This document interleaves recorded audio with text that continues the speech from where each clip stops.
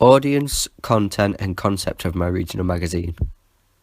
The overall idea of my regional magazine is to be as helpful as possible for the people that fit my audience profile. Now, this doesn't mean that other people aren't allowed to read it, because it will be useful to everyone.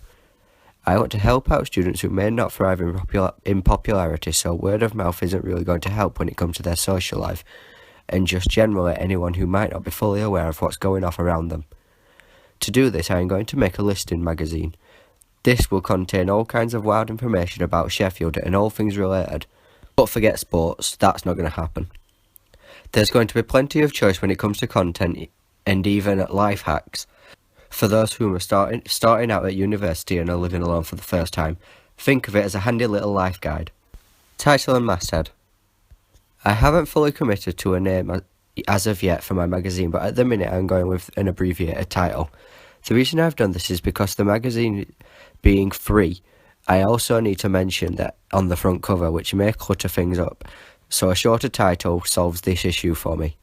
The magazine title is Student Lifestyle, which is quite long and doesn't look great published, so an abbreviated SL will hopefully catch on and be a better choice. The masthead will always feature a bold font, but colours and positioning may vary between issues. The letter S and L may alternate or be the same colour, merging the letters together, and the positioning of it will either be in the top left or, depending on what kind of shot I go for with the front cover, be top central.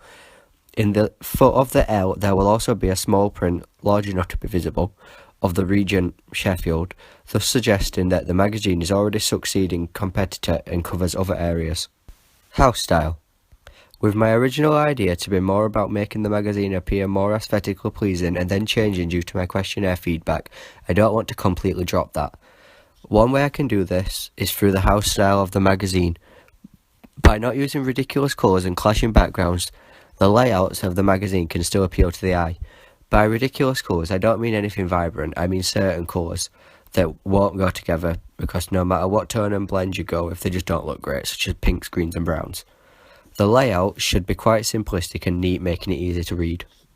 First 3 pages. The idea is making a regional magazine homely and friendly, so the images on my first 3 pages need to provide this feeling. In the beginning of the magazine, I will only use images that are a reminder of home, such as local venues and not only local bands, but bands that give Sheffield a sense of pride. Frequency and cost.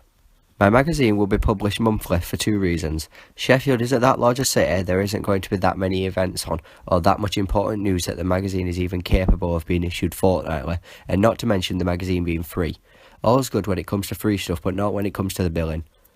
The idea is to make a real magazine, and that of course means covering up all the costs for printing and such, which is why it will be monthly.